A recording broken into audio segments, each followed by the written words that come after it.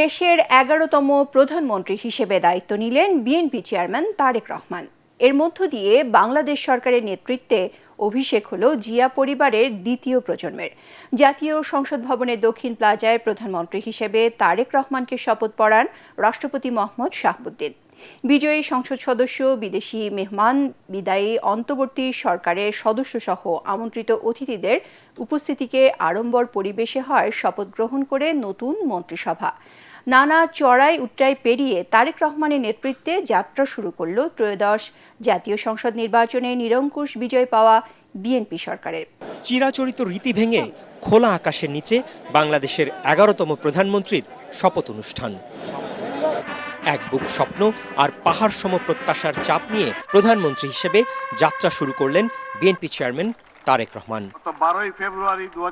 মঙ্গলবার পরন্ত বিকেলে জাতীয় সংসদ ভবনের দক্ষিণ প্লাজায় তারেক রহমানকে শপথ পড়ান রাষ্ট্রপতি মোহাম্মদ শাহাবুদ্দিন। তারেক রহমান সশস্ত্র চিত্রে শপথ করিতেছি যে আমি আইন অনুযায়ী সরকারের প্রধানমন্ত্রী পদের কর্তব্য বিশ্বস্ততার সহিত পালন করিব।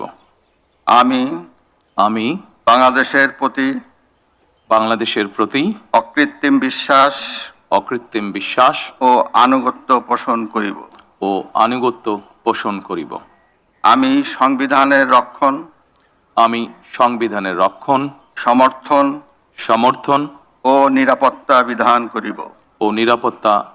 করিব। স্ত্রী, কন্যা সহ পরিবারের সদস্য, স্বজন, দীর্ঘদিনের রাজনৈতিক সহকর্মীদের উপস্থিতিতে দেশের সরকার প্রধানের গুরু দায়িত্ব কাঁধে তুলে নেন তারেক রহমান। সরকারের প্রধানমন্ত্রী রূপে যে সকল বিষয় আমার বিবেচনার জন্য আনিত হইবে বা যে সকল বিষয় আমি অবগত হইব তাহা প্রধানমন্ত্রী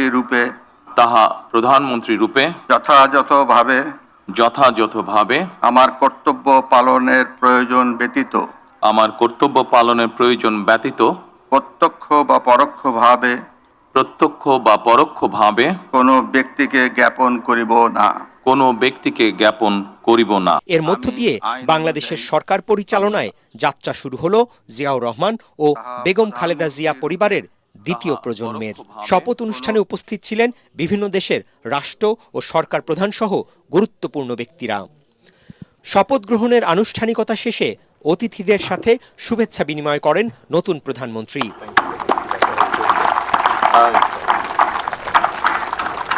রাষ্ট্রপতি মোহাম্মদ শাহাবুদ্দিন, বিদায়ী অন্তর্বর্তী সরকারের প্রধান উপদেষ্টা সহ বিশিষ্ট ব্যক্তিরা নতুন প্রধানমন্ত্রী তারেক রহমানকে অভিনন্দন, শুভকামনা জানান।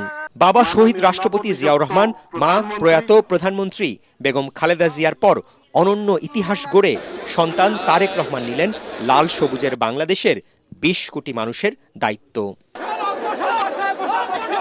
৯০ দশকের শুরুতে তারেক রহমানের রাজনীতিতে আনুষ্ঠানিক অভিষেকের পর তৃণমূল প্রতিনিধি সম্মেলনের মাধ্যমে দলকে দৃঢ় সাংগঠনিক ভিত্তি এনে দেন তিনি। তারেক রহমানের ব্যক্তি ও রাজনৈতিক জীবন সবচেয়ে বড় চ্যালেঞ্জের মুখে পড়ে ২০০৭ সালে 1/11-এর পট পরিবর্তনের মধ্য দিয়ে। মামলা, অবর্ণনীয় শারীরিক নির্যাতনে গুরুতর অসুস্থতা নিয়ে দেশ ছাড়তে বাধ্য হন তিনি। দীর্ঘ ১৭ বছরের নির্বাসিত জীবনে ছোট ভাইয়ের মৃত্যু, মা বেগম খালেদা জিয়াকে হাস্যকর অভিযোগে কারারুদ্ধ করা, দলের ৫০ লাখ নেতাকর্মীর বিরুদ্ধে মামলা, নির্যাতন, গুম, খুনসহ রাষ্ট্রীয় নির্যাতনের মধ্যেও দলকে ঐক্যবদ্ধ রাখেন তারেক রহমান। ২৪-এর গণঅভ্যুত্থানে ফ্যাসিস্ট শেখ হাসিনা সরকারের পতনের আন্দোলন সফল করতে অসামান্য ভূমিকা ছিল তারেক রহমানের। গেল বছরের ২৫ ডিসেম্বর দেশে ফেরার পর মা বেগম খালেদা জিয়াকে হারান তিনি। মা হারানোর শোককে শক্তিতে পরিণত করে ত্রয়োদশ জাতীয় নির্বাচনে দলকে নেতৃত্ব দেন তারেক রহমান। তার ম্যাজিক্যাল নেতৃত্বেই জাতীয় নির্বাচনে ২/৩ আসনে বিজয়ী হয়ে সরকার গঠন করল বিএনপি। তারেক রহমানের নেতৃত্বে যাত্রা শুরু হলো গণঅভ্যুত্থান পরবর্তী নতুন বাংলাদেশের। পাহাড়সম চ্যালেঞ্জ মাথা নিয়ে যাত্রা শুরু করলেন তারেক রহমানের নেতৃত্বে নতুন সরকার। ভঙ্গুর অর্থনীতি, আইন শৃঙ্খলা পরিস্থিতির অবনতি, বেকারত্ব নিরসন, এই ধরনের চ্যালেঞ্জ মোকাবেলার উপরই নির্ভর করবে তারেক রহমান সরকারের সাফল্য ব্যর্থতা। এই চ্যালেঞ্জে তারেক রহমান কতটা সফল হবেন সে প্রশ্নের উত্তর পাওয়া যাবে ভবিষ্যতেই। হাজারো শহীদের রক্তের ঋণ আর গণ অভ্যুত্থানের আকাঙ্ক্ষা পূরণই হবে নতুন সরকারের প্রধান লক্ষ্য বলে জানিয়েছেন শপথ নেওয়া নতুন মন্ত্রিসভার সদস্যরা। তারা বলেন, নতুন সংসদ গণমানুষের প্রতিনিধিত্ব করবে, বাংলাদেশের রাজনীতি হবে সংসদ কেন্দ্রিক। গণমানুষের ভোটে আসা প্রতিনিধিরা সব সময় জনগণের কাছে দায়বদ্ধ থাকবে। গণতন্ত্রকে প্রাতিষ্ঠানিক রূপ দেয়াই হবে বিএনপি সরকারের লক্ষ্য। দীর্ঘ 17 বছরের প্রতীক্ষার পর একটি সুষ্ঠু নিরপেক্ষ নির্বাচনের মাধ্যমে জনগণের ভোটে নির্বাচিত সরকারের মন্ত্রিসভার শপথ। তাই রীতি ভেঙে বাংলাদেশের ইতিহাসে দ্বিতীয়বারের মতো খোলা আকাশের নিচে অনুষ্ঠিত হলো প্রধানমন্ত্রী সহ মন্ত্রিসভার শপথ অনুষ্ঠান। জুলাই গণ অভ্যুত্থানের নানা স্মৃতি বিজড়িত সংসদ ভবনের দক্ষিণ প্লাজায় শপথ অনুষ্ঠানে তৈরি হয় আবেগঘন পরিবেশ। বাংলাদেশের রাজনৈতিক অঙ্গনে এবং অর্থনৈতিক অঙ্গনে নেতৃত্ব দেবে। বাংলাদেশের রাজনৈতিক কার্যক্রম সংসদ কেন্দ্রিক হবে এবং বিএনপি সংখ্যাগরিষ্ঠ দল হিসেবে জাতিকে ইচ্ছিত লক্ষ্যের দিকে নিয়ে যাবে। এর মাধ্যমে আমরা বাংলাদেশের জনগণের রাজনৈতিক, সাংবিধানিক, গণতান্ত্রিক অধিকার ফিরিয়ে দিতে পারবো, একটা গণতান্ত্রিক অর্ডার ফিরে পাবো, মানুষ মুক্তভাবে কথা বলতে পারবে, চলতে পারবে এবং বাংলাদেশের একটি সরকার হবে এবং একটি সংসদ হবে, একটি সরকার হবে যারা জনগণের কাছে দায়বদ্ধ থাকবে। এটা রাষ্ট্রীয় ক্ষমতা নয়, রাষ্ট্রীয় দায়িত্ব। আমরা এই দায়িত্বের বোঝা যাতে বহন করতে পারি সেজন্য আমরা সহযোগিতা চাইব সকলের। এই জাতির ঐক্যটাকে ধরে রেখে এই ঐক্যকে শক্তিতে পরিণত করে, যেটা গণতান্ত্রিক সংগ্রামে হয়েছিল ফ্যাসিবাদ বিরোধী জাতীয় ঐক্য, এই ঐক্যকে শক্তিতে পরিণত করে এই জাতিকে এগিয়ে নিয়ে যেতে হবে। প্রধানমন্ত্রীর শপথের পর শপথ নেন মন্ত্রিসভার 25 জন মন্ত্রী।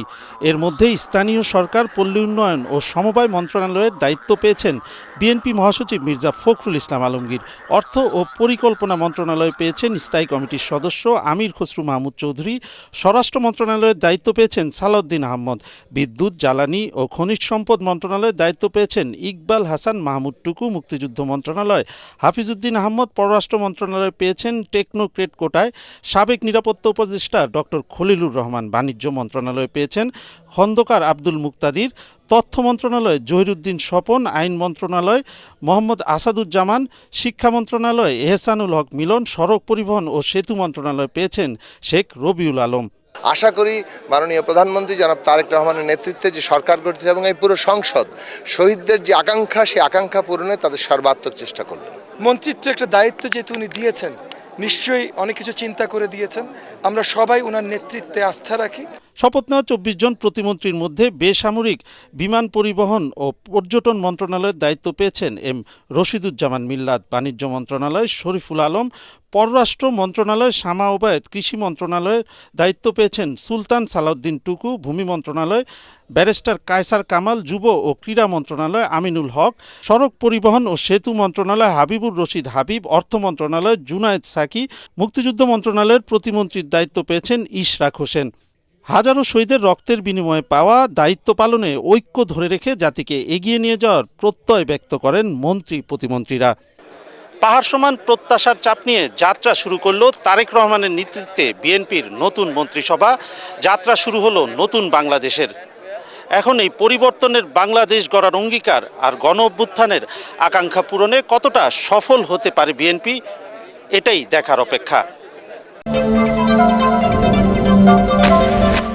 বিএনপি চেয়ারম্যান তারেক রহমানের নেতৃত্বে শপথ নিলেন বিএনপি এবং শরিক দলের 212 জন সংসদ সদস্য।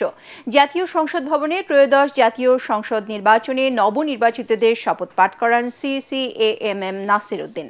পরে তারেক রহমানকে সংসদীয় দলের নেতা নির্বাচন করা হয়। দলের নির্বাচিত সংসদ সদস্যরা শুল্কমুক্ত গাড়ি এবং সরকারি প্লট নেবেন না বলে জানায় বিএনপি। এ সময় ডাক্তার জুবাইদা রহমান, জাইমা রহমান, জিয়া পরিবারের সদস্যরা উপস্থিত ছিলেন। সকল ষড়যন্ত্র এবং নানা জল্পনা কল্পনাকে ধুলোয় মিশিয়ে ত্রয়োদশ জাতীয় সংসদ নির্বাচনে নিরঙ্কুশ সংখ্যাগরিষ্ঠতা নিয়ে জাতীয় সংসদে বিএনপি চেয়ারম্যান তারেক রহমান। আমি সকালে বিএনপি চেয়ারম্যানের নেতৃত্বে প্রধান নির্বাচন কমিশনারের কাছে শপথ বাক্য পাঠ করেন বিএনপি জোটের নবনির্বাচিত সংসদ সদস্যরা। এ সময় সংসদীয় দলের সিদ্ধান্তে সংসদ নেতা ও প্রধানমন্ত্রী নির্বাচিত হন বিএনপি চেয়ারম্যান তারেক রহমান। শপথ অনুষ্ঠানে উপস্থিত ছিলেন তারেক রহমানের স্ত্রী ডাক্তার জোবাইদা রহমান, কন্যা জাইমা রহমান। শপথ নিয়ে প্রতিক্রিয়ায় বিএনপির শীর্ষ নেতা এবং নবনির্বাচিত সংসদ সদস্যরা বলেন, এই সংসদ দেশের রাজনৈতিক এবং অর্থনৈতিক অঙ্গনে নেতৃত্ব দেবে। দায়বদ্ধ জবাবদিহি সরকারের অভাবে আমরা বিগত দিনে যেভাবে ক্ষতিগ্রস্ত হয়েছি, সেটা যাতে আগামী দিনে না হয় আমাদের সকলকে সজাগ থাকতে হবে। এত রক্তক্ষয়ী সংঘর্ষ, এত ত্যাগ, এত তিতিক্ষার বিনিময়ে আমরা এই সংসদে আসতে পেরেছি। ইনশাআল্লাহ আমরা এই সংসদে বসে বাংলাদেশে যে ড্যামেজটা হয়েছে বিগত দিনে, সেই ড্যামেজটা পূরণ করে দেশবাসীকে স্বাচ্ছন্দ্যের মুখ দেখাবো আমরা। এটা রাষ্ট্রীয় ক্ষমতা নয়, রাষ্ট্রীয় দায়িত্ব। আমরা এই দায়িত্বের বোঝা যাতে বহন করতে পারি সেজন্য আমরা সহযোগিতা চাইব সকলের। এই ঐক্যকে শক্তিতে পরিণত করে এই জাতিকে এগিয়ে নিয়ে যেতে হবে। বাংলাদেশের রাজনৈতিক কার্যক্রম সংসদ কেন্দ্রিক হবে এবং বিএনপি সংখ্যাগরিষ্ঠ দল হিসেবে জাতিকে ইচ্ছিত লক্ষ্যের দিকে নিয়ে যাবে রাজনৈতিকভাবে এবং অর্থনৈতিকভাবে। এর আগে শপথ অনুষ্ঠানে যোগ দিতে দেশের নানা প্রান্ত থেকে ছুটে আসেন বিএনপি এবং শরিক দলের নবনির্বাচিত সংসদ সদস্যরা। জনগণ যে আশা আকাঙ্ক্ষা নিয়ে আমাদের নির্বাচিত করে তার প্রতিফলন ঘটানোর কিন্তু আমাদের মূল উদ্দেশ্য। এই দায়িত্ব যেটা দিয়েছে জনগণ, আমরা যথার্থ মর্যাদার সাথে পালন করার চেষ্টা করব। বিএনপি এবং শরিক দলের নির্বাচিত সংসদ সদস্যরা নিজস্ব শুল্কমুক্ত গাড়ি এবং সরকারি প্লট নেবে না বলে ঘোষণা দেন বিএনপি চেয়ারম্যান প্রধানমন্ত্রী তারেক রহমান। বহুল আকাঙ্ক্ষিত ত্রয়োদশ জাতীয় সংসদ নির্বাচন শেষে শপথ নিলেন নবনির্বাচিত সংসদ সদস্যরা। তারা বলছেন, যাদের ম্যান্ডেট নিয়ে সংসদে এসেছেন তাদেরকে দেয়া প্রতিশ্রুতি অনুযায়ী কাজ করবেন তারা। এছাড়া দেশের সুরক্ষা এবং সার্বিক উন্নতি, পাশাপাশি গণতন্ত্র রক্ষায় আপোষহীনভাবে কাজ করার অঙ্গীকারবদ্ধ হন নবনির্বাচিত সংসদ সদস্যরা।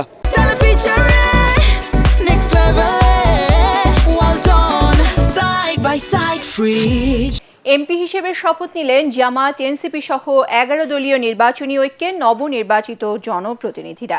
এদিকে বিএনপি সংবিধান সংস্কারের শপথ না নেয়ার প্রতিবাদে মন্ত্রিপরিষদের শপথ অনুষ্ঠানে যাননি জামাত, এনসিপি সহ 11 দলীয় নির্বাচনী ঐক্যজোট। ত্রয়োদশ জাতীয় সংসদের বিরোধী দলীয় নেতা হয়েছেন জামায়াত ইসলামের আমির ডাক্তার শফিকুর রহমান, উপনেতা ডাক্তার আব্দুল্লাহ মোহাম্মদ তাহের, চিফ হুইপ জাতীয় নাগরিক পার্টির আহ্বায়ক নাহিদ ইসলাম। এছাড়াও মাওলানা রফিকুল ইসলাম খান পালন করবেন হুইপের দায়িত্ব। যে কর্তব্যভার গ্রহণ করিতে যাইতেছি। বাংলাদেশ জামায়াত ইসলামী, এনসিপি সহ 11 দলীয় নির্বাচনী ঐক্যের নবনির্বাচিত প্রতিনিধিদের শপথের মধ্য দিয়ে সংসদের ইতিহাসে যুক্ত হল নতুন এক অধ্যায়। আমি বাংলাদেশের প্রতি 11 দলীয় নির্বাচনী ঐক্য প্রধান বিরোধী দল হিসেবে সংসদকে পরিণত করতে চান শক্তিশালী গণতান্ত্রিক মঞ্চে, যেখানে অন্যায়ের বিরুদ্ধে উচ্চারিত হবে নির্ভীক কণ্ঠ আর জবাবদিহির মুখোমুখি দাঁড়াবে ক্ষমতা। আমরা কেউ সংবিধান সংস্কার পরিষদের সদস্য হিসেবে নির্বাচিত হইনি এবং সংবিধানে এটা এখনো ধারণ করা হয়নি। গণভোটের রায় অনুযায়ী সংবিধান সংস্কার পরিষদ গঠিত হলে সেটা সংবিধানে আগে ধারণ করতে হবে। এদিকে এমপি হিসেবে শপথ নিলেও সংবিধান সংস্কারের শপথ নেননি বিএনপির জনপ্রতিনিধিরা। বিএনপির এ ধরনের ভূমিকা জাতিকে হতাশ করেছে বলে মন্তব্য করেছেন জামায়াতের নায়েবে আমির ডাক্তার আব্দুল্লাহ মোহাম্মদ তাহের। যাত্রাতেই তো একটা হোঁচট খাওয়া হলো। আমরা এখন বলবো বিএনপির পরবর্তীতে যে স্ট্যান্ড আছে এটা নিয়ে আমরা বলবো, সংস্কারের প্রতি শপথ না নেওয়া আমরা মনে করি এটা সংস্কারকে অবহেলা করছে। জনতার রায়ে নির্বাচিত প্রতিনিধিরা কেবল সংসদ সদস্য নন, তারা মানুষের আশা আকাঙ্ক্ষার প্রতিচ্ছবি, ন্যায় ও ইনসাফ প্রতিষ্ঠার প্রত্যয়ী সৈনিক হিসেবে কাজ করবে বলেও জানান জামায়াতের নেতারা। একটি মানবিক বাংলাদেশ চাই, একটি ইনসাফপূর্ণ বাংলাদেশ চাই, যেখানে সকল নাগরিকের মৌলিক অধিকার পূরণ হবে। আমরা জনগণের অধিকার আদায়ের জন্য যৌক্তিক এবং অর্থবহ বিষয় নিয়ে সংসদে এবং রাজপথে উভয় ক্ষেত্রে প্রয়োজনীয় ভূমিকা পালন করব। এদিকে জাতীয় সংসদের বিরোধী দলীয় নেতা হয়েছেন জামায়াত ইসলামীর আমির ডাক্তার শফিকুর রহমান। উপনেতা ডাক্তার তাহের আর বিরোধী দল থেকে চিফ হুইপ জাতীয় নাগরিক পার্টির আহ্বায়ক নাহিদ ইসলাম। আর মাওলানা রফিকুল ইসলাম পালন করবেন হুইপের দায়িত্ব। নতুন সরকারের যাত্রায় নির্ভর বিদায়ী সরকারের উপদেষ্টারা। তারা বলছেন কিছু অপূর্ণতা থাকলেও সুষ্ঠু নির্বাচন আয়োজনই তাদের বড় অর্জন। সংবিধান সংস্কার পরিষদের সদস্য হিসেবে বিএনপির এমপিদের শপথ না নেওয়াকে রাজনৈতিক সিদ্ধান্ত বলছেন বিদায়ী আইন উপদেষ্টা আসিফ নজরুল। সাবেক উপদেষ্টাদের আশা গণঅভ্যুত্থানের আকাঙ্ক্ষা ধারণ করেই দেশ পরিচালনা করবে নতুন সরকার। ফাগুনের ঝলমলে বিকেলে জাতীয় সংসদ প্রাঙ্গণে যাত্রা ছাত্র জনতার অভ্যুত্থান পরবর্তী নতুন সরকারের। শপথ নেয়ার মাধ্যমে তারেক রহমানের নেতৃত্বে নতুন সরকার গঠনের সাথে সাথে বিদায় ডক্টর ইউনূসের নেতৃত্বাধীন অন্তর্বর্তীকালীন সরকারের। বিদায় বেলায় অনেকের সাথে কুশল বিনিময় করছিলেন বিদায়ী প্রধান উপদেষ্টা। চোখে মুখে নির্ভার হাসি। ভারিন হয়ে খোশামেজে দেখা গেছে উপদেষ্টাদেরও। বলছিলেন ভালো নির্বাচন আয়োজনই বড় সফলতা, তবে আছে অনেক অতৃপ্তিও। ল তৈরি করেছি, লেবার ল, তো সেটা সারা বিশ্বে এখন সমর্থিত হচ্ছে।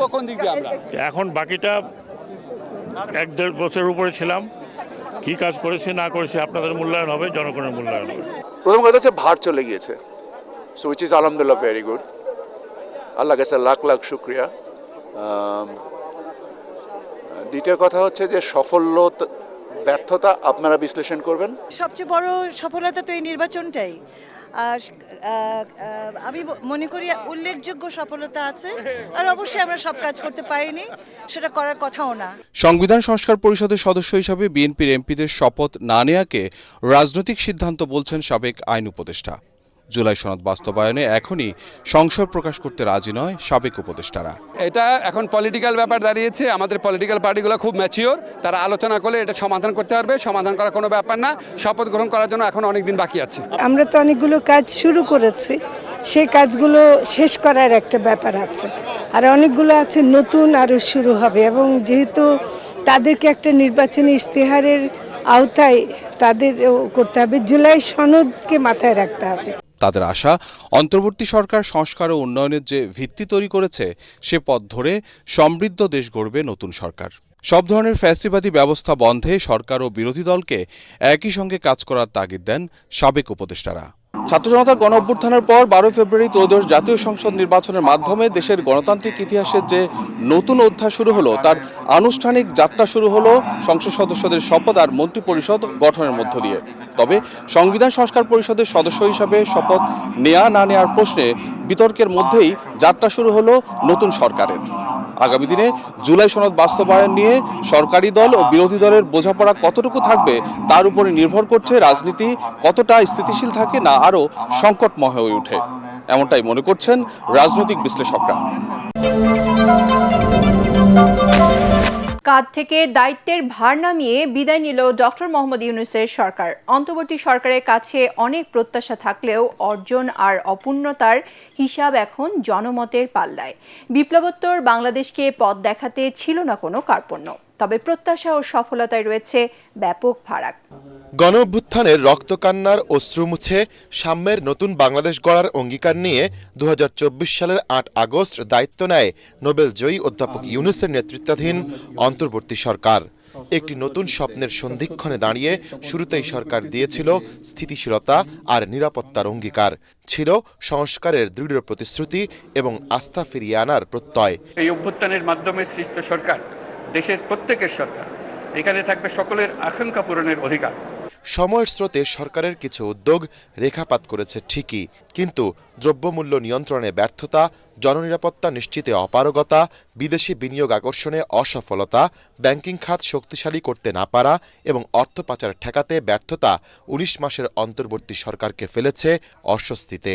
বিশেষভাবে উল্লেখ করতে চাই, যখনই কোনো সংকটময় পরিস্থিতির উদ্ভব হয়েছে তখনই দেশের রাজনৈতিক নেতৃত্ব আমাদের আহ্বানে তাৎক্ষণিকভাবে সাড়া দিয়েছেন এবং সহযোগিতার হাত বাড়িয়ে দিয়েছেন।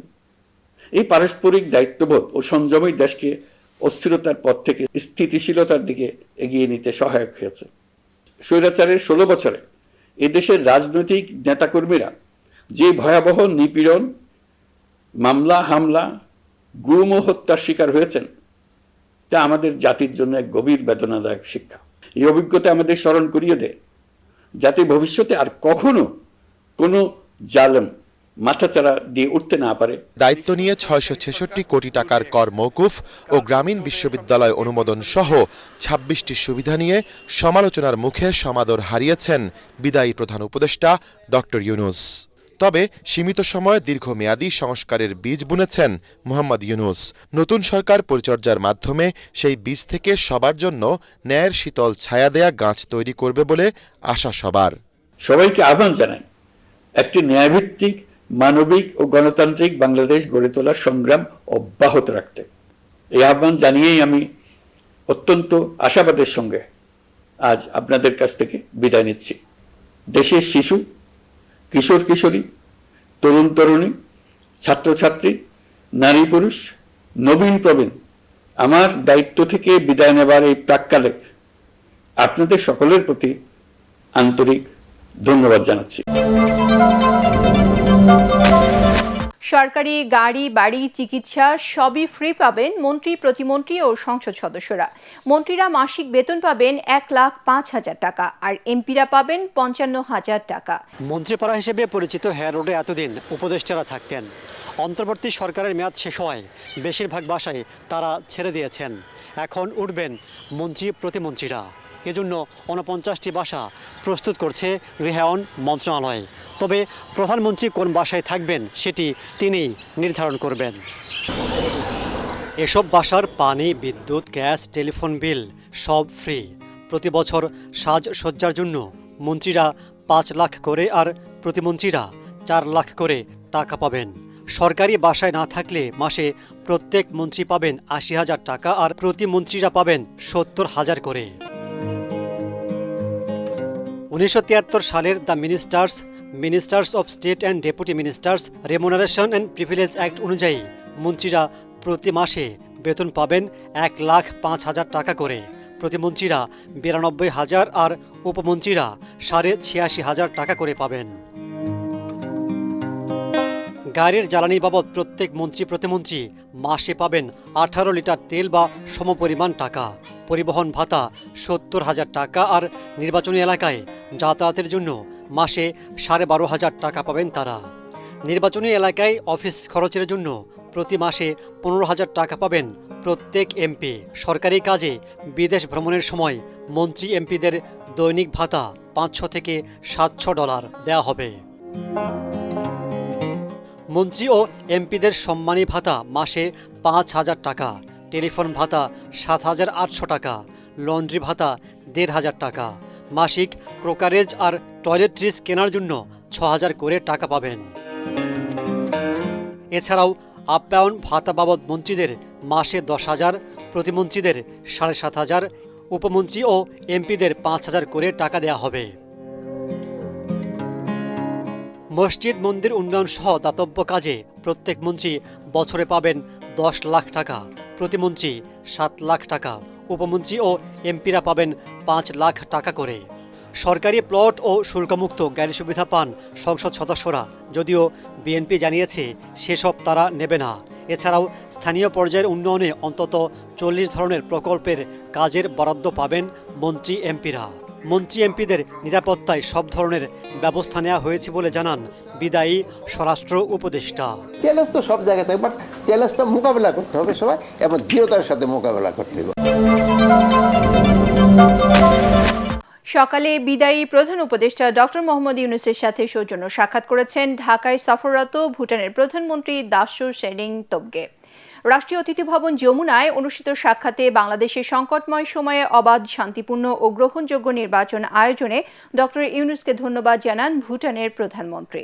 এর আগে রাষ্ট্রীয় অতিথি ভবন যমুনায় প্রধান উপদেষ্টার সাথে সাক্ষাৎ করেন যুক্তরাজ্যের ইন্দো প্যাসিফিক বিষয়ক মন্ত্রী সীমা মালহোত্রা ও পাকিস্তানের পরিকল্পনা এবং উন্নয়ন বিষয়ক মন্ত্রী আহসান ইকবাল চৌধুরী। এ সময় পারস্পরিক স্বার্থ সংশ্লিষ্ট বিভিন্ন ইস্যু নিয়ে আলোচনা করেন তারা। বিএনপি সরকারের শপথ অনুষ্ঠানে যোগ দিতে ঢাকায় এসেছেন তারা। শপথ অনুষ্ঠানে যোগ দিতে সকালে ঢাকায় পৌঁছান মালদ্বীপের প্রেসিডেন্ট ডক্টর মোহাম্মদ মুইজ্জু ও ভুটানের প্রধানমন্ত্রী দাশো শেরিং তোবগে। হযরত শাহজালাল আন্তর্জাতিক বিমানবন্দরে তাদের স্বাগত জানান পররাষ্ট্র উপদেষ্টা তৌহিদ হোসেন। রোজায় নিম্ন আয়ের মানুষের কাছে নিত্য প্রয়োজনীয় পণ্য পৌঁছে দিতে দেশজুড়ে ট্রাক সেল কার্যক্রম শুরু করেছে টিসিবি। ক্রেতারা সাশ্রয়ী দামে পাবেন তেল, চিনি, ছোলা, মসুর ডাল ও খেজুর।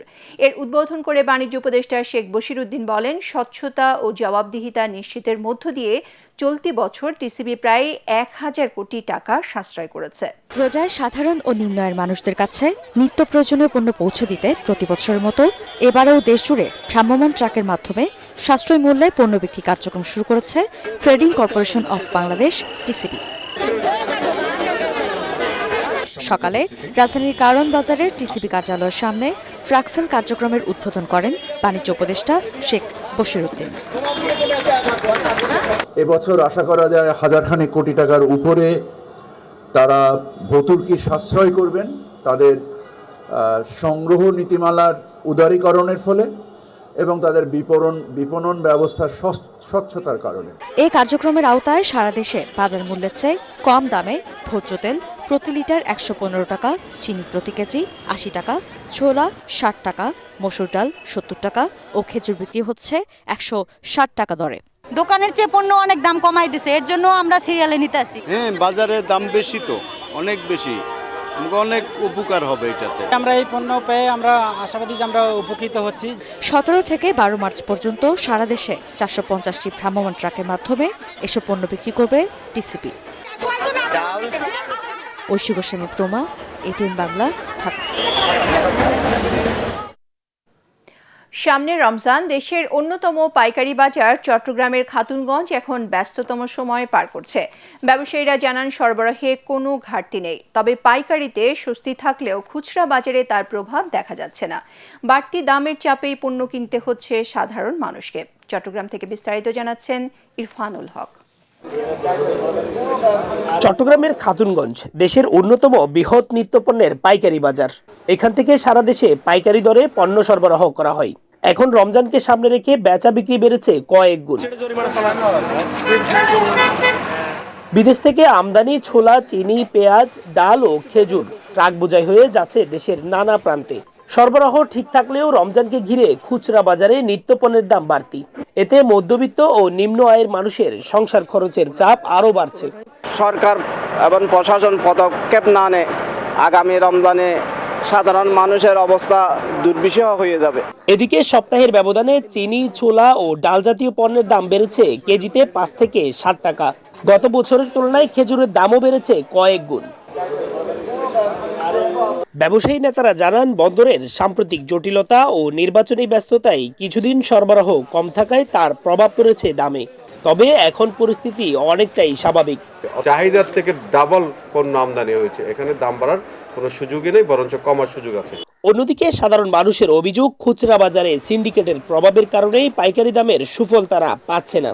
পবিত্র মাহে রমজানকে সামনে রেখে দেশে আমদানি নির্ভর চিনি, ছোলা, পেঁয়াজ, খেজুর, ভোজ্য তেল সহ বেশ কিছু পণ্যের চাহিদা কয়েক গুণ বেড়ে যায়, যার ফলে রমজান শুরুর অন্তত 1 থেকে 1.5 মাস আগ থেকে এই সকল পণ্য আমদানি করা হয়। অন্যান্য বছরের তুলনায় এবার রেকর্ড পরিমাণ আমদানি করায় দাম বাড়ার আশঙ্কা নেই বলছেন ব্যবসায়ী সংশ্লিষ্টরা।